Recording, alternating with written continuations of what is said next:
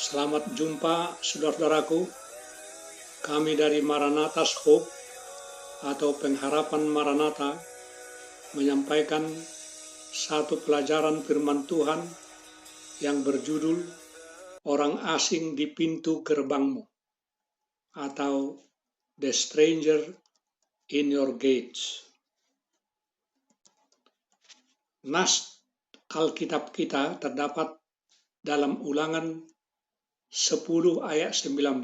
Sebab itu, haruslah kamu menunjukkan kasihmu kepada orang asing, sebab kamu pun dahulu adalah orang asing di tanah Mesir. Saudara-saudara, kitab Ulangan dikutip setidaknya 44 kali dalam Perjanjian Baru. Yesus sendiri membuat pernyataan yang sangat penting ini dengan mengutip kitab Ulangan sebagaimana dicatat dalam Markus 12 ayat 29 sampai dengan ayat 31. Jawab Yesus, hukum yang terutama ialah, dengarlah hai orang Israel, Tuhan Allah kita, Tuhan itu Esa. Kasihilah Tuhan Allahmu dengan segenap hatimu, dan dengan segenap jiwamu, dan dengan segenap akal budimu, dan dengan segenap kekuatanmu. Dan hukum yang kedua ialah, kasihilah sesamamu manusia seperti dirimu sendiri.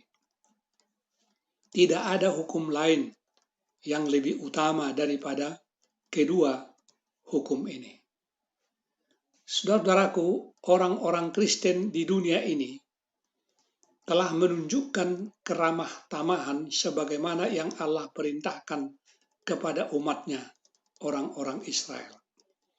Allah memerintahkan mereka untuk hidup menurut segala jalan yang ditunjukkannya, mengasihi Dia, beribadah kepada Tuhan Allahmu dengan segenap hatimu dan dengan segenap jiwamu. Tertulis dalam Ulangan 10 ayat 12. Bagaimana orang Israel dapat menjalankannya? Jawabannya ada di beberapa ayat kemudian. Haruslah kamu menunjukkan kasihmu kepada orang asing, sebab kamu pun dahulu adalah orang asing di tanah Mesir. Tertulis dalam ayat 19. Menyambut orang asing sama dengan melayani dan memuliakan Allah. Menunjukkan kasih dan kepedulian berarti memperlihatkan iman kita kepada Allah. Saudara-saudara, kondisi kita mungkin berbeda dengan kondisi orang Israel. Tetapi kita juga dapat menunjukkan kasih kita kepada Allah lewat sikap kita yang terbuka menyambut orang lain. Baik dengan membuka rumah kita atau tersenyum ramah kepada orang yang kita temui, kita dapat meneruskan kasih dan perhatian Allah di dunia yang penuh dengan jiwa-jiwa yang terluka dan kesepian. Mari kita membahas bahagian yang pertama, sunatlah hatimu, atau dalam bahasa Inggris disebutkan circumcise your heart. Saudaraku, Allah tidak meninggalkan anak-anak Israel meskipun mereka telah berubah begitu cepat kepada suatu penyembahan berhala. Ini tertulis dalam Ulangan pasal 10 ayat 1 sampai dengan ayat 10. Bahkan ketika Musa berada di atas gunung, hadirat Tuhan masih terlihat di gunung, di atas mereka pada saat mereka melakukan ini.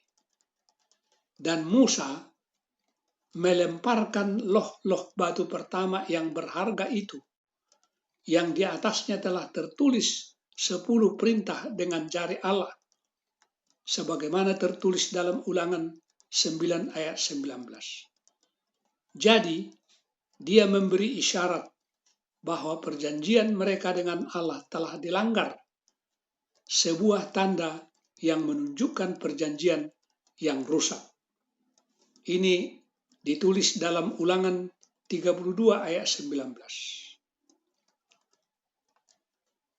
Nyonya White, seorang hamba Tuhan yang diilhami, menuliskan di dalam bukunya Alfa dan Omega jilid 1 halaman 377, menyatakan demikian. Untuk menunjukkan rasa jijiknya terhadap kejahatan mereka itu, ia, dalam hal ini Musa, melemparkan kedua loh batu, dan kedua-duanya hancur di hadapan semua orang.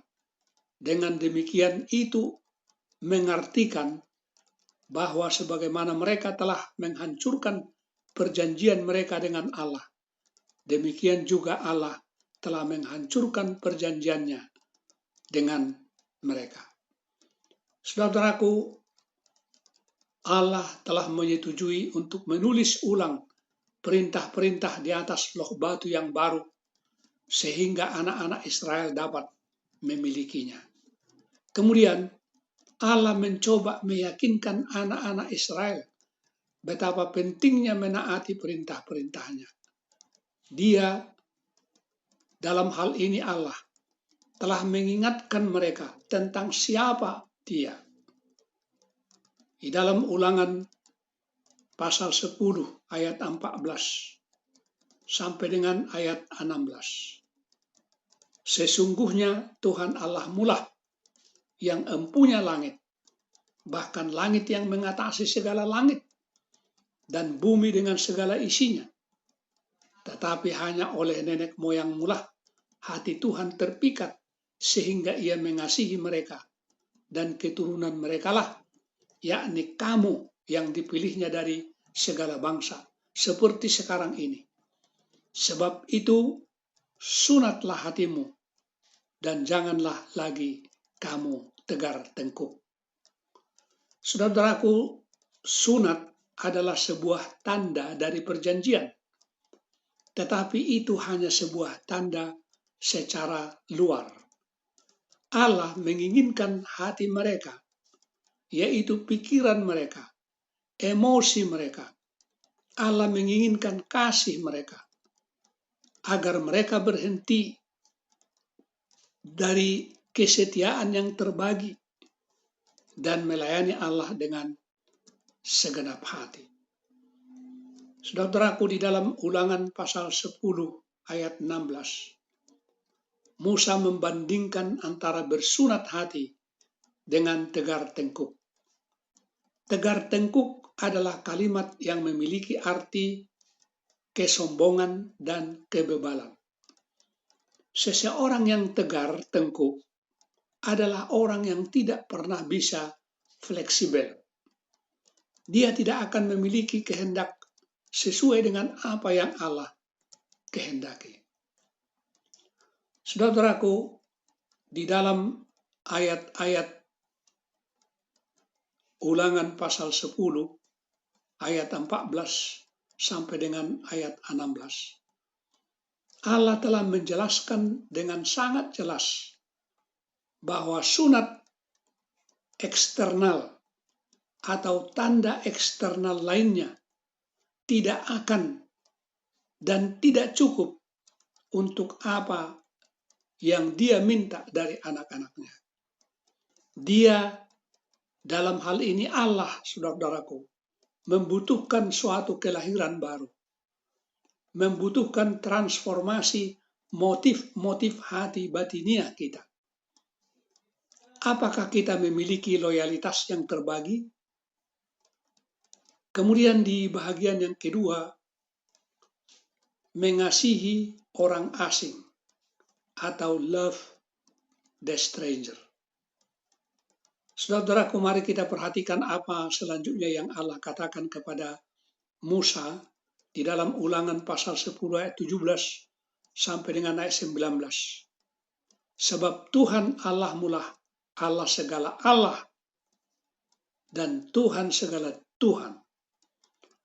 Allah yang besar, kuat dan dahsyat, yang tidak memandang bulu ataupun menerima suap, yang membela hak anak yatim dan janda, dan menunjukkan kasihnya kepada orang asing dengan memberikan kepadanya makanan dan pakaian.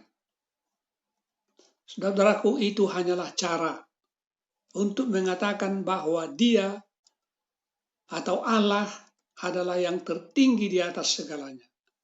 Dia adalah satu-satunya Allah dan Dia tidak akan rusak dengan suap atau cara lain.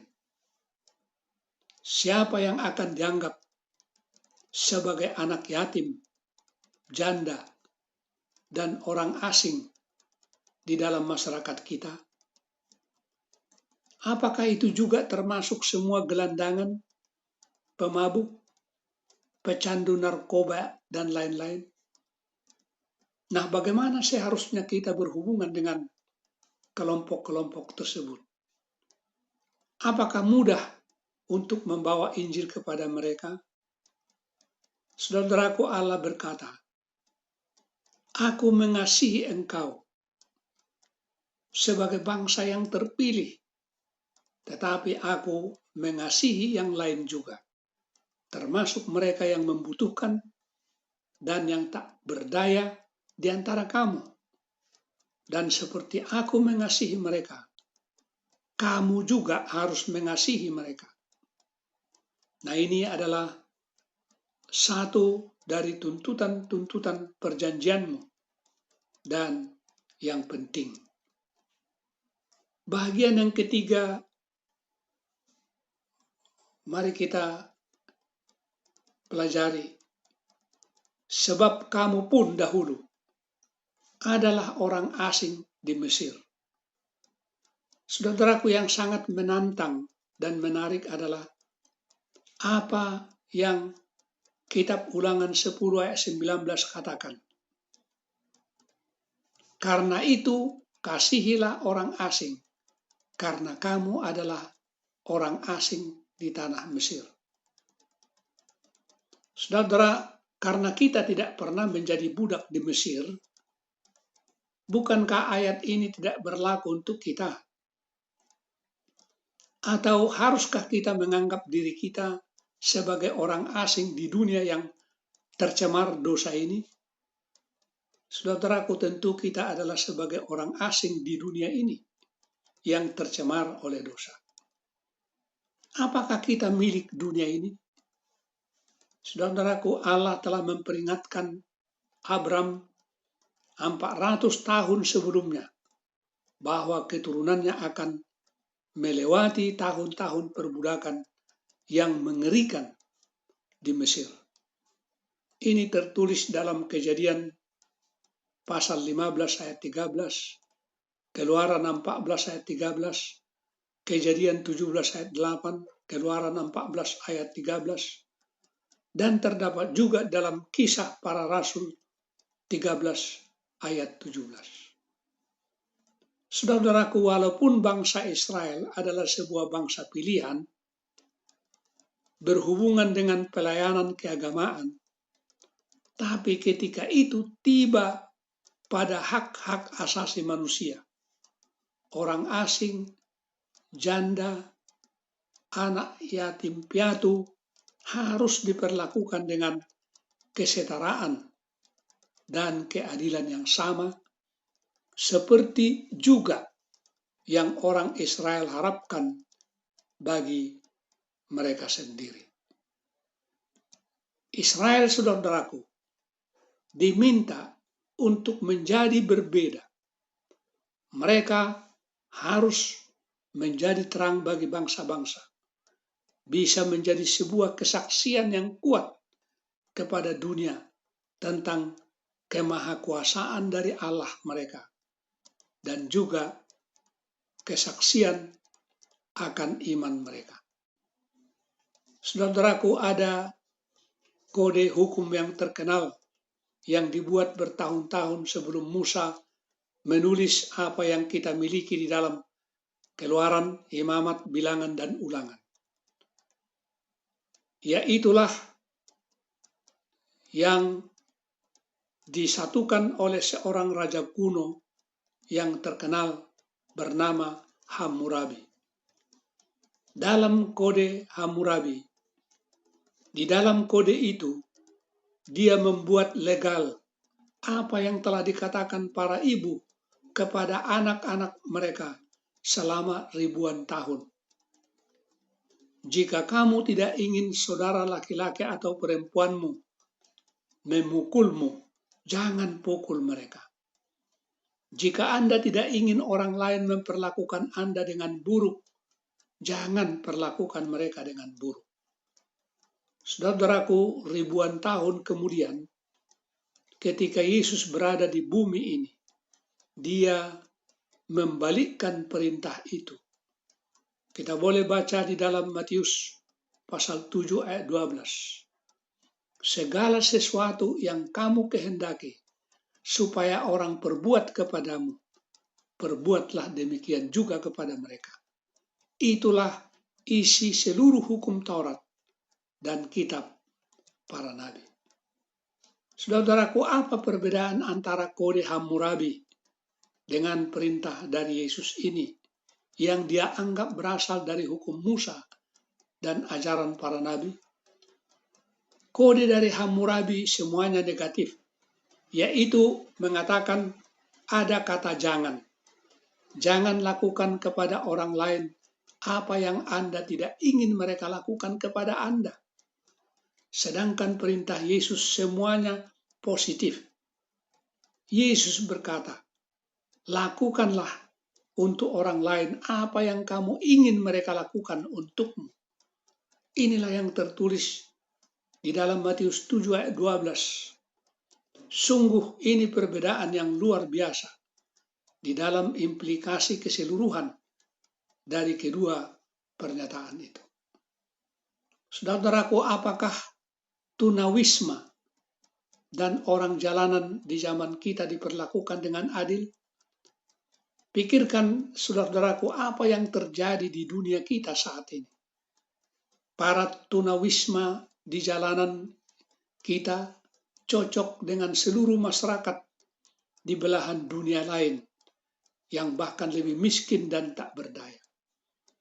Apakah kita memiliki tanggung jawab terhadap orang-orang ini? Apakah Allah benar-benar mengharapkan orang Israel menjadi terang bagi bangsa-bangsa dan bahkan memperlakukan orang asing dengan kebaikan dan kelembutan? Bukankah itu akan menjadi kesaksian yang kuat bagi bangsa-bangsa di sekitar mereka tentang keunggulan iman dan Allah mereka? Bukankah itu alasan mengapa Allah menempatkan mereka di persimpangan tiga benua? Itu menjadi renungan bagi kita. Bahagian yang keempat dari pelajaran kita ini, yaitu menghakimi dengan benar. Judge righteously. Lihatlah perikop atau bagian-bagian dari kitab Ulangan ini, yaitu dalam Ulangan pasal 1 ayat 16. Dikatakan di sini, dan pada waktu itu aku memerintahkan kepada para hakimmu demikian, berilah perhatian kepada perkara-perkara di antara saudara-saudaramu, dan berilah keputusan yang adil di dalam perkara-perkara antara seseorang dengan saudaranya atau dengan orang asing yang ada padanya. Kemudian dalam Ulangan pasal 16 ayat 19 dikatakan demikian. Janganlah memutarbalikkan keadilan. Janganlah memandang bulu dan janganlah menerima suap, sebab suap membuat buta mata orang-orang bijaksana dan memutarbalikkan perkataan orang-orang yang benar. Hal ini juga ditulis dalam Ulangan 24 ayat 17, Ulangan pasal 27 ayat 19. Saudaraku, ketidakadilan tidak boleh dilakukan di Israel. Tidak boleh dilakukan di antara umat Allah. Saudaraku, apakah artinya Imamat 19 ayat 2 yang mengatakan, kuduslah engkau sebab akulah Tuhan Allahmu adalah kudus. Saudaraku, karena umat Allah disertai Allah yang kudus, maka umat harus mau diproses menjadi kudus dalam segala aspek kehidupan. Yang pertama, kudus dalam relasi dengan Tuhan. Ini yang dituliskan dalam Imamat 19 ayat 3-8. Kudus dalam aspek ini, saudaraku, berarti melakukan apa yang menyenangkan Tuhan. Yang kedua, kudus dalam relasi dengan sesama.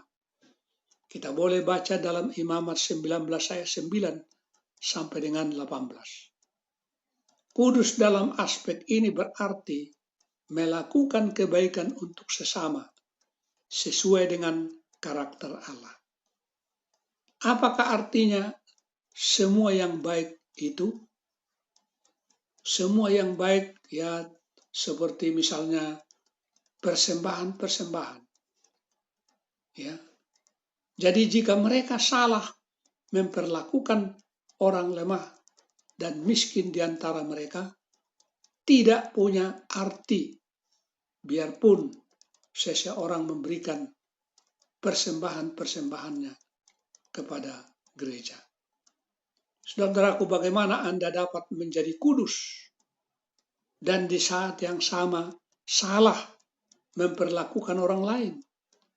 Tentu Anda tidak bisa melakukan itu. Tidak peduli betapa ketatnya Anda memelihara upacara-upacara agama yang tepat. Saudaraku yang kekasih, para nabi selanjutnya di dalam perjanjian lama, termasuk beberapa nabi kecil, berbicara berulang kali menentang perlakuan buruk yang diberikan kepada orang miskin dan terpinggirkan. Pada zaman Amos dan Yesaya, orang miskin dan orang yang membutuhkan dihina dan dianiaya, baik di kerajaan Israel Utara yang akan ditaklukkan oleh Asyur kemudian, dan kerajaan selatan Yehuda dengan ibu kotanya di Yerusalem. Amos berasal dari kerajaan selatan Yehuda, tapi dia dikirim oleh Allah untuk bersaksi ke kerajaan utara dari Israel. Beberapa kata yang diucapkan oleh Amos, Yesaya dan Yeremia untuk menggambarkan kondisi dalam dunia mereka terdapat di dalam Amos 2 ayat 6, Amos pasal 4 ayat 1, pasal 5 ayat 11, Yesaya 3 ayat 14 sampai dengan 15, dan Yeremia 2 ayat 34 sampai dengan ayat 35. Kita saat ini tiba kepada bagian yang kelima dari pelajaran kita ini. Agama yang murni di hadapan Allah, atau pure religion before God. Ya. Pure religion before God. Agama yang murni di hadapan Allah. Saudaraku, nabi-nabi sesudah Musa, ada juga yang menentang adanya diskriminasi. Mereka menentang diskriminasi.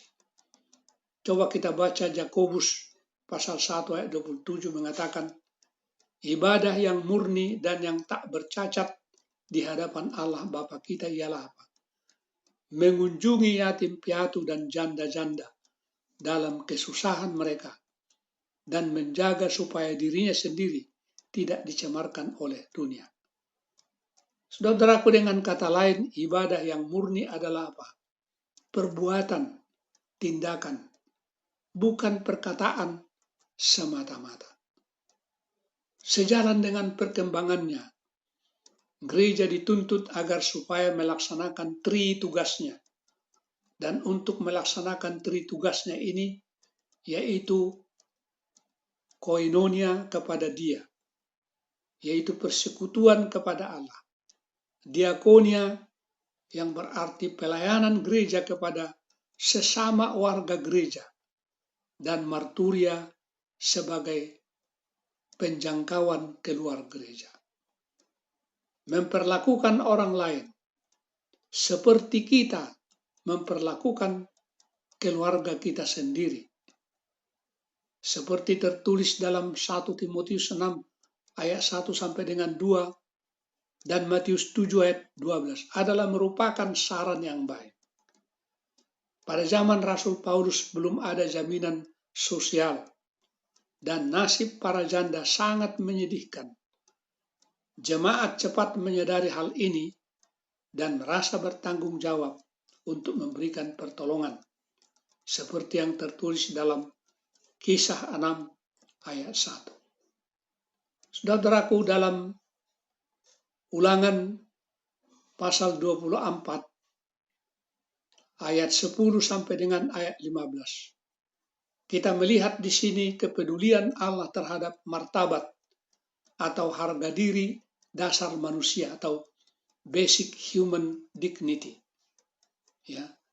Jadi kepedulian Allah terhadap basic human dignity.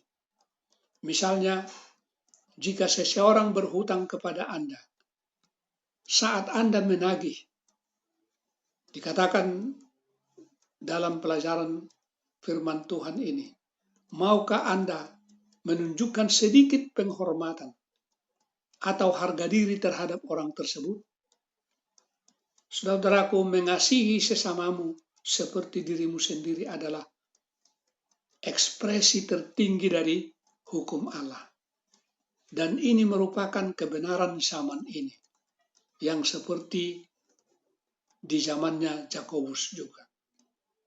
Bukankah kita harus mulai dengan mencintai anak yatim atau fatherless, janda dan orang asing di bumi ini sebagai suatu latihan sebelum kita sampai di surga dan sebelum kita sampai di bumi yang baru itu?